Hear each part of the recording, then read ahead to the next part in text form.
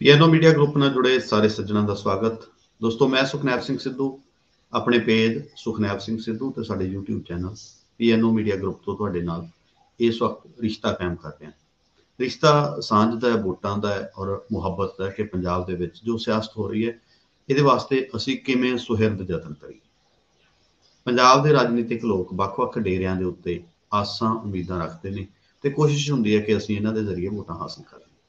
ਬੀਤੇ ਦਿਨਾਂ ਦੇ ਵਿੱਚ ਪੰਜਾਬ ਦੀ ਸਿਆਸਤ ਦੇ ਵਿੱਚ ਤੇ ਖਾਸ ਕਰਕੇ ਮਾਲਵੇ ਦੀ ਸਿਆਸਤ ਦੇ ਵਿੱਚ ਇੱਕ ਵੱਡਾ ਬਦਲਾਅ ਦੇਖਣ ਨੂੰ ਮਿਲ ਰਿਹਾ ਹੈ। ਉਹ ਬਦਲਾਅ ਡੇਰਾ ਸਰਸਾ ਦੇ ਮੁਖੀ ਗੁਰਮੀਤ ਰਾਮ ਰਹੀਮ ਹੋਰਾਂ ਨੂੰ ਅਚਨਚੇਤ ਦਿੱਤੀ ਜਾਣੀ ਫਰਲੋ ਹੈ, ਪੈਰੋਲ ਹੈ ਔਰ ਇਸ ਤੋਂ ਅਗਲੀਆਂ ਜਿਹੜੀਆਂ ਗੱਲਾਂ ਉਹ ਆਪਾਂ ਜਾਣਦੇ ਹਾਂ ਕਿ ਇਹਦਾ ਪ੍ਰਭਾਵ ਕਿਵੇਂ ਪਊਗਾ। ਹੁਣ ਕੱਲ੍ਹ ਦੇ ਸਾਡੇ ਕੋਲੇ ਬੜੇ ਇੰਟਰਨਲ ਆਊਟਪੁੱਟਸ ਆ ਰਹੇ ਨੇ, ਇਨਪੁੱਟ ਪਹੁੰਚ ਰਹੇ ਨੇ ਕਿ ਡੇਰਾ ਸਰਸਾ ਨੇ ਇੱਕ ਖਾਸ ਧਿਰ ਨੂੰ ਯੂਪੀ ਦੇ ਵਿੱਚ ਹਮਾਇਤ ਕਰਨ ਦਾ ਐਲਾਨ ਕਰ ਦਿੱਤਾ। ਪੰਜਾਬ ਵਾਲੇ ਕਈ ਤਰ੍ਹਾਂ ਆਸਵੰਦ ਸੀ।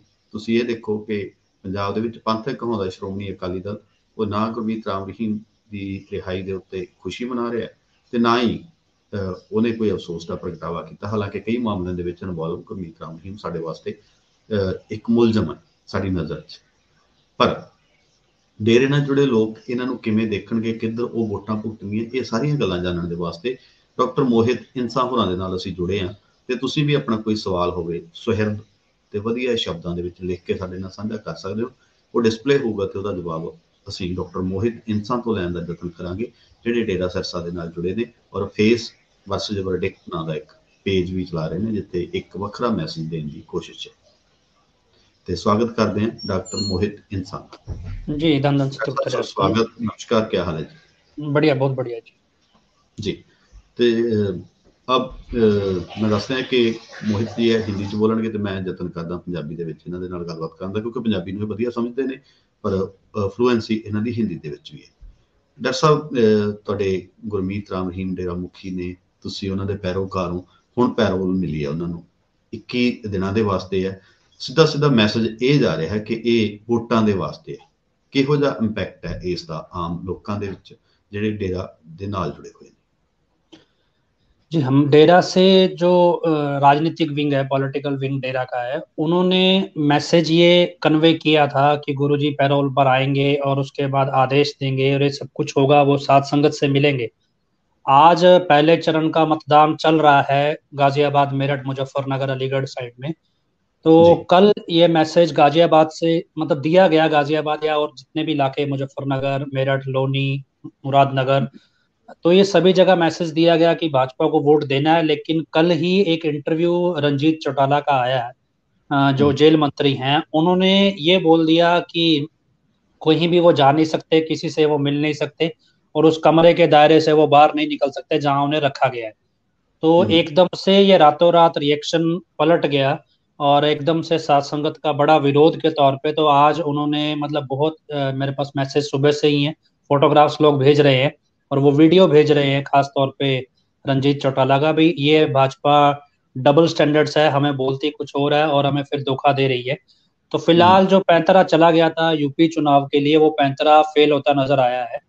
और अभी रही बात पैरोल को लेके, तो वो पैरोल किसी मायने में डेरा की सत्संगियों को वो पैरोल दिखती नहीं है, क्योंकि एक तरह से दीवारें बदल गई हैं, पुलिसकर्मी वही हैं, मिल वो किसी से सकते नहीं, किसी को देख नहीं सकते, किसी से बात नहीं कर सकते।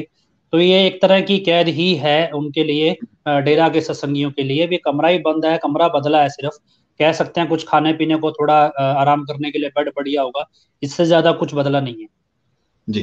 तो जो ਮੈਸੇਜ ਡਿਲੀਵਰ ਹੋਇਆ ਯੂਪੀ ਦੇ ਵਿੱਚ, ਤੁਸੀਂ ਕਹਿ ਰਹੇ ਹੋ ਗਾਜ਼ੀਆਬਾਦ ਜਾਂ ਜਿਹੜੇ ਪਹਿਲੇ ਪੜਾਅ ਦੀਆਂ ਵੋਟਾਂ ਉੱਥੇ ਜਿੱਥੇ ਜਿੱਥੇ ਵੀ ਪੈ ਰਹੀਆਂ ਉੱਥੇ, ਉਹਦੀ ਕੀ ਕਨਫਰਮੇਸ਼ਨ ਹੈ ਕਿ ਉਹ ਗੁਰਮੀਤ ਰਾਮ ਰਹੀਮ ਤੁਹਾਡੇ ਡੇਰਾ ਮੁਖੀ ਹੈ ਜਿਹੜੇ ਉਹਨਾਂ ਨੇ ਹੀ ਦਿੱਤਾ ਹੋ? ਉਹ ਰਾਜਸੀ ਵਿੰਗ ਨੇ ਆਪਣੇ ਸਿਆਸੀ ਹਿੱਤਾਂ ਦੇ ਵਾਸਤੇ ਵੀ ਦਿੱਤਾ ਹੋ सकता? नहीं, उनकी तरफ से कोई मैसेज नहीं है जी। उनकी तरफ से तो एक क्लियर है। कल भी सारा दिन वहां पे डीआईजी रैंक के ऑफिसर थे हरियाणा पुलिस के, उनकी पूरी टीम थी जो कल वहां पे सारा दिन रही है। लेकिन फिर भी डेरा के सत्संगियों को झूठ बोला गया। अभी गुरुजी का एक पत्र आया है गुड़गांव से और उन्होंने बोला है, लेकिन हाँ वो पत्र किसी को दिखाया गया है और ओपन तौर पे डेरा की संगत ने जितनी भी ऑनलाइन मीटिंग्स करके ये मैसेज दिए गए, तमाम मीटिंग्स में इसका खुले तौर पे विरोध किया है। भी आप डबल स्टैंडर्ड्स खेल रहे हो और ऐसा कोई कंफर्मेशन दिया नहीं है किसी ने भी, क्योंकि ये सब उन्होंने एक तरह से हिडन रखा है, भी रिकॉर्ड नहीं करना, कुछ नहीं करना। लेकिन ये कंफर्म्ड है कि भाजपा के लिए मैसेज दिया गया था और साध संगत ने मना कर दिया। ਜੀ। ਔਰ ਇਲੈਕਸ਼ਨ ਨੂੰ ਲੈ ਕੇ ਜੇ ਇਹ ਚਰਚਾ ਚੱਲਦੀ ਹੈ, ਕਿਉਂਕਿ ਖਾਸ ਕਰਕੇ ਯੂਪੀ ਦੇ ਵਿੱਚ ਡੇਰਾ ਦੇ ਪੈਰੋਕਾਰ ਦਾ ਉਹਨਾਂ ਆਧਾਰ ਨਹੀਂ ਹੈ ਜਿੰਨਾ ਪੰਜਾਬ ਦੇ ਵਿੱਚ, ਔਰ ਮਾਲਵਾ ਬੈਲਟ ਦੇ ਵਿੱਚ 63 ਸੀਟਾਂ ਨੇ, ਜਿਨ੍ਹਾਂ ਚੋਂ ਵੱਡੀ ਗਿਣਤੀ ਦੇ ਵਿੱਚ ਆਪਾਂ ਬਠਿੰਡਾ, ਮਾਨਸਾ, ਸੰਗਰੂਰ ਇਹ ਬੈਲਟ ਦੀ ਗੱਲ ਕਰ ਲਈਏ, ਫਾਜ਼ਿਲਕਾ ਤੋਂ ਲੈ ਕੇ ਫਿਰੋਜ਼ਪੁਰ ਤੱਕ, ਇੱਥੇ ਤੁਹਾਡੇ ਡੇਰੇ ਦੇ ਨਾਲ ਜੁੜੇ ਬਹੁਤ ਸਾਰੇ ਲੋਕ ਨੇ, ਉਹ ਸਮੇਂ-ਸਮੇਂ ਤੇ ਰਾਜਨੀਤੀ ਨੂੰ ਪ੍ਰਭਾਵਿਤ ਵੀ ਕਰਦੇ ਰਹੇ ਨੇ। ਇਹਦਾ ਕਰਕੇ ਵੀ ਇਹ ਪੈਰੋਲ ਹੋ ਸਕਦੀ ਹੈ। माना तो यही जा रहा है जी, क्योंकि 3 साल बाद पैरोल मिलनी चाहिए थी, लेकिन 4.5 साल बाद मिली है। तो समझा यही जा रहा है कि रूलिंग पार्टी अपने बेनिफिट्स के लिए इसको इनकैश कर रही है। आप अगर डेरा की तरफ से देखेंगे, डेरा की मैनेजमेंट का या डेरा के जो गुरुजी की फैमिली है या हनीप्रीत जो भी डेरा के फ्रंट फेस पे आते हैं, उन्होंने किसी ने भी इस बात की खुशी नहीं जाहिर की है, इस बात का धन्यवाद नहीं किया है सरकार का किसी भी तरह से। तो ये डेरा की तरफ से, डेरा की मैनेजमेंट ने कुछ नहीं किया है। ऐसा लगता है जैसे सरकार ने डायरेक्ट अपनी तरफ से जबरदस्ती का इनिशिएटिव देकर लेकर ये सब प्लान किया, और बीजेपी के जितने स्पोक्स पर्सन है या जितने भी कैंडिडेट हैं वो इसको इनकैश कर रहे हैं। डेरा के एंड से कोई रिएक्शन नहीं आ रहा। जी मोहित जी, ਇੱਥੇ ਅਵਤਾਰ ਸਿੰਘ ਇੰਸਾਂ ਦਾ ਇੱਕ ਮੈਸੇਜ ਆਪਣੇ ਫੇਸਬੁੱਕ ਤੇ ਪੇਜ ਦੇ ਉੱਤੇ ਡਿਸਪਲੇ ਹੋ ਰਿਹਾ ਕਿ ਸਾਡੇ ਸਤਿਗੁਰੂ ਕਿਸੇ ਨੂੰ ਵੋਟਾਂ ਪਾਉਣ ਦਾ ਆਦੇਸ਼ ਨਹੀਂ ਦਿੰਦੇ, ਹੁਕਮ ਨਹੀਂ ਦਿੰਦੇ, ਤੇ ਫਿਰ ਇਹ ਵੋਟਾਂ ਕਿਵੇਂ ਕਿਸੇ ਖਾਸ ਧਿਰ ਦੇ ਵਾਸਤੇ ਭੁਗਤ ਜਾਂਦੀਆਂ ਸੀ। ਫਿਰ ਉੱਥੇ ਗੱਲ ਆ ਜਾਂਦੀ ਹੈ ਕਿ ਹਰੇਕ ਵਿਅਕਤੀ ਦਾ ਐਕਸੈਸ ਨਹੀਂ ਹੈ ਕਿ ਉਹ ਤੁਹਾਡੇ ਡੇਰਾ ਮੁਖੀ ਤੋਂ ਇਹ ਜਾਣ ਸਕੇ ਕਿ ਤੁਸੀਂ ਉਹਨਾਂ ਨੇ ਕਿਹਾ ਸੀ ਜਾਂ ਨਹੀਂ ਕਿਹਾ ਸੀ। ਵੋਟਾਂ ਤੋਂ ਇੱਕ ਦਿਨ ਪਹਿਲਾਂ ਜਾਂ 2 ਦਿਨ ਪਹਿਲਾਂ ਜਿਹੜਾ ਮੈਸੇਜ ਮੌਤ ਤੋਂ ਮੌਤ ਜਾਂ ਅੱਜ ਕੱਲ੍ਹ ਤਾਂ ਸੋਸ਼ਲ ਮੀਡੀਆ ਆ ਗਿਆ, ਇਹਦੇ ਜ਼ਰੀਏ ਭੇਜਿਆ ਜਾਂਦਾ ਹੈ। ਸੋ ਉਹਦਾ ਫਿਰ ਨੁਕਸਾਨ ਹੈ ਜਿਹੜਾ ਉਹ ਇੱਕ ਤਾਂ ਡੇਰੇ ਨੂੰ ਹੁੰਦਾ ਹੋਊਗਾ, ਕਿਉਂਕਿ ਲੋਕਾਂ ਨੂੰ ਇਹ ਲੱਗਦਾ ਕਿ ਇੱਕ ਖਾਸ ਧਿਰ ਦਾ ਇਹ ਸਾਥ ਦੇ ਰਿਹਾ, ਦੂਸਰਾ ਉਹਨਾਂ ਪੈਰੋਕਾਰਾਂ ਨੂੰ ਹੁੰਦਾ ਹੋਊ ਜਿਹੜੇ ਦੇਖੋ ਸ਼ਰਧਾ ਤੁਹਾਡੇ ਡੇਰੇ ਨਾਲ ਰੱਖਣ ਜਾਂ ਕਿਸੇ ਹੋਰ ਧਰਮ ਨਾਲ ਰੱਖਣ, ਪਰ ਜਦੋਂ ਉਹਨਾਂ ਦੀ ਧਾਰਮਿਕ ਆਸਥਾ ਨੂੰ ਬਰਗਲਾ ਕੇ ਉਹਨਾਂ ਨੂੰ ਰਾਜਨੀਤਿਕ ਮੁਫਾਦ ਦੇ ਵਾਸਤੇ ਵਰਤਿਆ ਜਾਂਦਾ, ਉਦੋਂ ਫਿਰ ਕੀ ਬੀਤਦੀ ਹੈ ਕਿ ਉੱਥੋਂ ਪਤਾ ਲੱਗਦਾ ਕਿ ਕਿਹਾ ਨਹੀਂ ਤੇ ਇੱਥੇ ਵੋਟਾਂ ਕਿਤੇ ਨਾ ਕਿਤੇ ਇੱਕ ਧਿਰ ਦੇ ਹੱਕ 'ਚ ਪੈ ਜਾਂਦੀਆਂ। देखिए अभी तक क्या डेरा का जो मैसेज था 2017 तक वो वन वे था, और कोई उसको काउंटर चेक नहीं करता था, कोई उसको आर्ग्यू नहीं करता था। कोई एक दो व्यक्ति करता भी हो जो ज्यादा समझता हो राजनीति को, लेकिन आम जनता उतना नहीं समझती है, क्योंकि भोले भाले लोग हैं, सबको अपने काम से मतलब है। राजनीति को बहुत से लोग तो ऐसे देखते हैं भी ठीक है वोट आए निकल जाएंगे। पर अब क्या है कि अब प्रॉपर हम हर उनका जो भी मैसेज आ रहा है उनको एनालाइज कर रहे हैं और उसको क्रॉस क्वेश्चनिंग कर रहे हैं।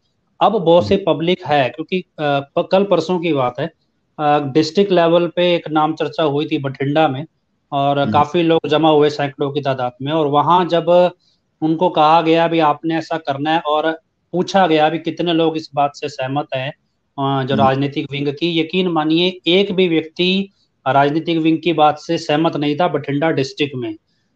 जब उन्होंने ये पूछा गया, ये प्रैक्टिकल है, कल परसों का ही डिटेल जो मेरे पास आई है बठिंडा के लोगों ने बताई है। मतलब लोगों को आर्ग्यू करना था, लोग करना चाहते थे, लेकिन प्लेटफॉर्म नहीं था।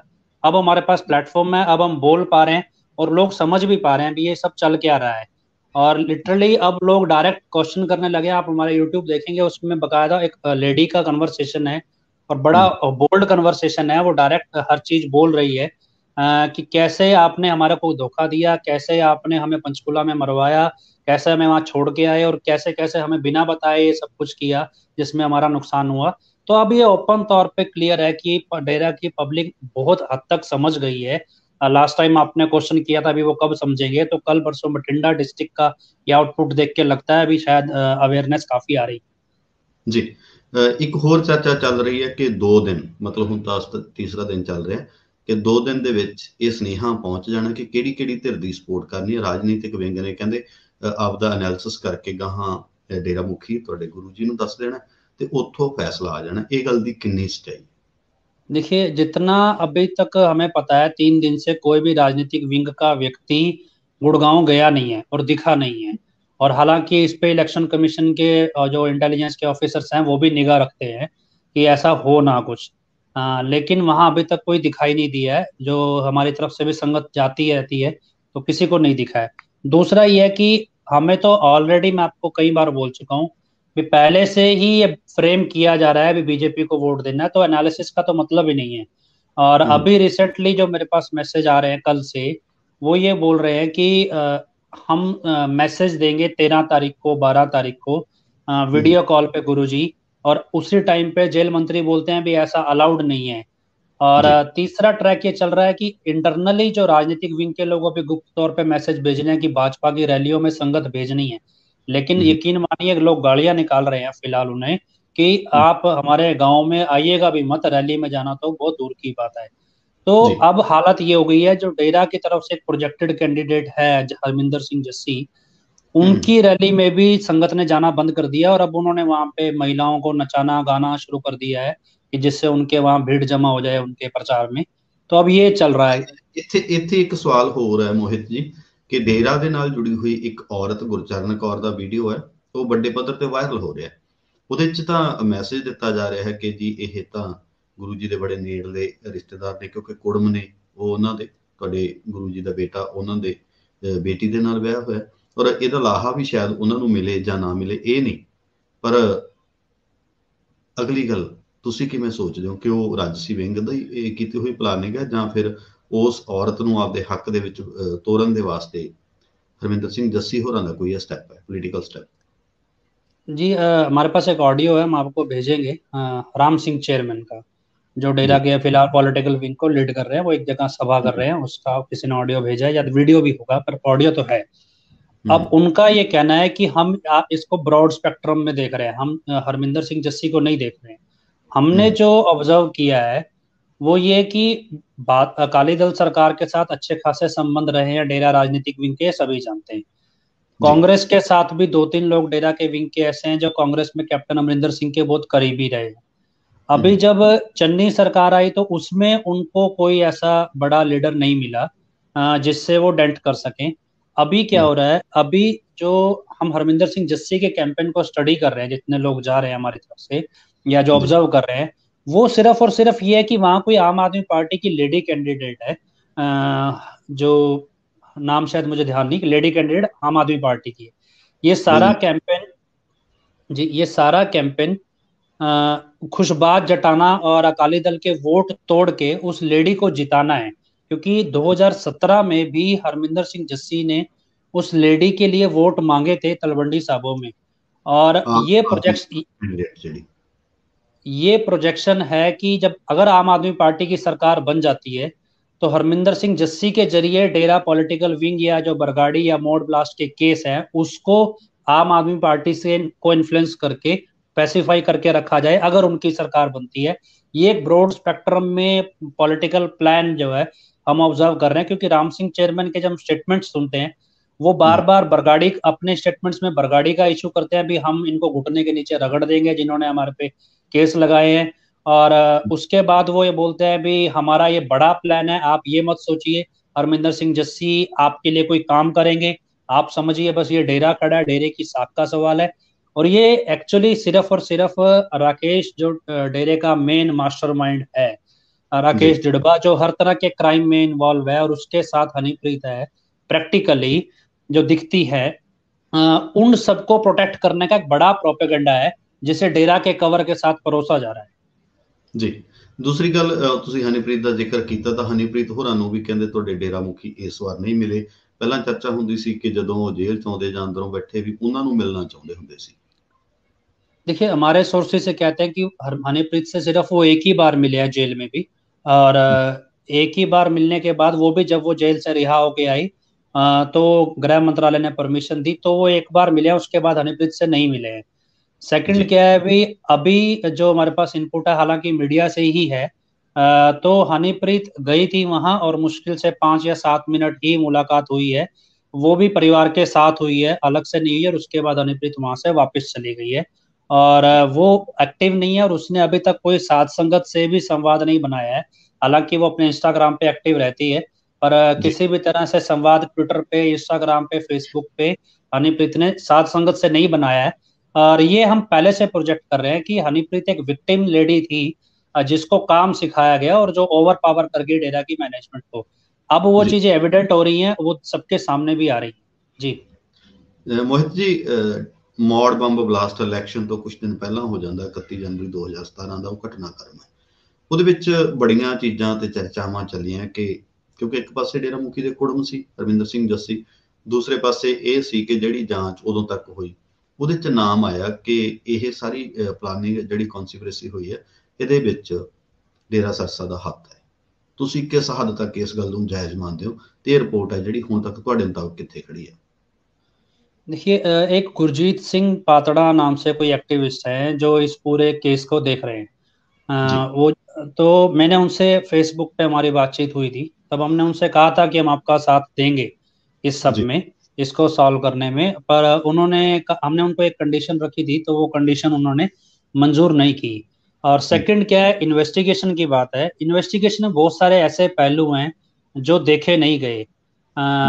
अभी क्या है कि एक बैटरी मिलती है, वो बैटरी डेरा से जुड़ी एक वर्कशॉप खरीदती है, और उस बैटरी का बिल किसके नाम पे कटा है ये अभी तक नहीं पता है। मतलब उन्होंने एसआईटी ने आउट नहीं किया है भी कौन सी फर्म के नाम है, और उस फर्म का या किसी उस व्यक्ति का नाम क्या है, और वो व्यक्ति कौन है। मतलब ये आउट नहीं किया है। सेकंड क्या है कि अभी तक एसआईटी ने उस वर्कशॉप को सील नहीं किया है, जिस वर्कशॉप को ओपन है आज भी सील करके उसको कोई फॉरेंसिक जांच की हो कुछ भी, तो वो नहीं किया है। थर्ड क्या है कि कुछ इनपुट्स ऐसे हैं जो एसआईटी ने हाई कोर्ट को गलत दिए हैं, जितनी हमारी जानकारी है, पर वो कितने सही है कितने गलत है ये नहीं मालूम। अभी मैं यहाँ नहीं बोल सकता हूँ। और इसके अलावा इन्वेस्टिगेशन में दो पार्ट्स ऐसे हैं जो बड़े अजीब है, जो मीडिया रिपोर्ट से हमने कलेक्ट किए। वो ये कि ब्लास्ट की साइट पे पाकिस्तान के 2 फोन नंबर एक्टिव थे। इसके अलावा 2 और व्यक्ति ऐसे थे डेरा से रिलेटेड, जो डेरा के अंदर गनमैन है लेकिन सरकारी है, पंजाब पुलिस के लोग हैं, और वो डेरा को अलॉट थे। वो गनमैन वहां पे, उनके नंबर भी शायद एक्टिव थे, लेकिन ना तो वो नंबर आउट हुए किसके थे, और अगर पाकिस्तान के नंबर वहां एक्टिव थे तो कितना एनआईए ने इसमें इंटरफेयर किया है ये कहीं नहीं है। प्रैक्टिकली मतलब इन्वेस्टिगेशन के पार्ट ऑफ व्यू से मतलब मुझे लगता है भी एसआईटी जैसे इसको लिंगर ऑन कर रही है, अभी इसे इन्वेस्टिगेट नहीं करना है, क्योंकि ये कोई पॉलिटिकल मसला बड़े स्केल पे नहीं है, इसलिए ये वेटेज नहीं ले रहा है। लेकिन इस सबसे इंपॉर्टेंट बात ये है कि एक ब्लास्ट हुआ और एक बॉम्ब लाइव आपको मिल गया, तो उसके बावजूद अगर एसआईटी गलत इनपुट या गलत रिपोर्ट हाई कोर्ट को फाइल कर रही है, इट मीन्स ये कहीं ना कहीं इंटरनली पैसिफाई करने का मतलब प्लान चल रहा है। और उसके बाद अगर पाकिस्तान के नंबर तक इन्वॉल्व हो जाते हैं तो आप अंदाजा लगाए इसका इन्वॉल्वमेंट किस स्केल तक होगा।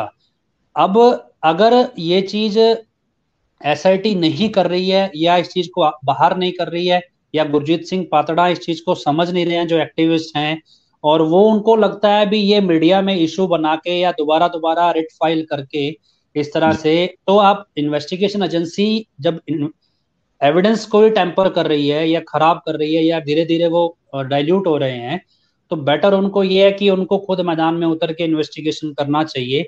और हम बतौर डेरा के सत्संगी उनका साथ देने को तैयार हैं, लेकिन वो अपनी कंडीशंस पे अड़े हैं, वो आना नहीं चाहते, तो हम कुछ कर नहीं सकते हैं इसमें। जी ਮੋਹਿਤ ਜੀ, ਤੁਸੀਂ ਯਤਨ ਕਰ ਰਹੇ ਹੋ ਆਪਦੀ ਸਾਧ ਸੰਗਤ ਨੂੰ ਅਵੇਅਰ ਕਰਨ ਦਾ, ਕਿਸੇ ਹੱਦ ਤੱਕ ਇਹ ਕਾਮਯਾਬੀ ਹੋਣਗੇ? ਅੱਜ ਵਾਲੀ ਜਿਹੜੀ ਆਪਾਂ ਗੱਲਬਾਤ ਕਰ ਰਹੇ ਹਾਂ ਇਹ ਦੇਖੀਏ ਜਾਂ ਪੁਰਾਣੀਆਂ ਦੇਖੀਏ, ਤਾਂ ਜਿੰਨੇ ਫਾਲੋਅਰ ਜੁੜਦੇ ਨੇ ਉਹ ਨੋਟਾਂ ਨੂੰ ਪ੍ਰਮੋਟ ਕਰਦੇ ਆ ਕਿ ਵੋਟ ਕਿਸੇ ਰਾਜਸੀ ਧਿਰ ਨੂੰ ਨਹੀਂ ਪਾਉਣੀ, ਅਸੀਂ ਨੋਟਾਂ ਨੂੰ ਪਾਉਣੀ ਹੈ। ਕੀ ਇਸੇ ਗੱਲ ਦੇ ਉੱਤੇ ਸਟੈਂਡ ਰਹੂਗਾ ਜ਼ਿਆਦਾਤਰ ਸਾਧ ਸੰਗਤ ਦਾ, ਜਾਂ ਫਿਰ ਇਹ ਹੈ ਕਿ ਜੋ ਡੇਰੇ ਦੇ ਵੱਲੋਂ ਹੁਕਮ ਆ ਗਿਆ, ਖਾਸ ਕਰਕੇ ਸਿਆਸੀ ਵਿੰਗ ਦੇ ਵੱਲੋਂ ਹੋਊਗਾ? ਕਿਉਂਕਿ ਜਿਵੇਂ ਤੁਸੀਂ ਕਹਿੰਦੇ ਹੋ ਕਿ ਗੁਰਮੀਤ ਰਾਮ ਰਹੀਮ ਤੁਹਾਡੇ ਡੇਰਾ ਮੁਖੀ ਨੇ, ਉਹਨਾਂ ਦੇ ਵੱਲੋਂ ਤਾਂ ਸਿੱਧਾ ਮੈਸੇਜ ਨਹੀਂ ਦਿੱਤਾ ਜਾਂਦਾ, ਤੇ ਉਹ ਕਿੰਨਾ ਸਹੀ ਹੋਊਗਾ ਕਿੰਨਾ ਗਲਤ ਹੋਊਗਾ ਜਦੋਂ ਇਹੀ नहीं पता होना, फिर किधर वोटां भुगत सकदी? कि हमारा तो अनुमान यही है जी कि बहुत बड़े स्केल पे लोग नोटा को ही प्रेफर करेंगे, या फिर वोट डालेंगे ही नहीं, दोनों में से एक ऑप्शन लेंगे। लेकिन ये है कि डेरा के विंग्स जो हैं वो प्रेशराइज कर रहे हैं कि भाजपा को डालो, तो भाजपा से तो बहुत ज्यादा नाराजगी है साथ संगत की। एटलीस्ट वो भाजपा को तो बिल्कुल भी नहीं डालेंगे। हालांकि एक दो पार्टी अकाली दल और भाजपा से तो बिल्कुल ही मतलब एक तरह से नफरत सी हो गई है साथ संगत को। उसके अलावा बाकी किसी का अपना इंटरनल पर्सनल लेवल पे हो तो है, लेकिन मुझे नहीं लगता कि अब उतना इम्पैक्ट है। अगर हम देख रहे हैं तो 10% से ज्यादा इम्पैक्ट राजनीतिक विंग का आ नहीं रहा है। मतलब ਵੱਡੇ ਪੱਧਰ ਦੇ ਉੱਤੇ ਹੁਣ ਇਹਨੂੰ ਪ੍ਰਭਾਵਿਤ ਨਹੀਂ ਕਰ ਸਕੂਗਾ ਰਾਜਸੀ ਵਿੰਗ ਦੇ ਫੈਸਲੇ ਦੇ ਮੁਤਾਬਕ ਡੇਰਾ ਸਿਰਸਾ ਦੇ ਪ੍ਰੇਮੀਆਂ ਦਾ वोट बैंक।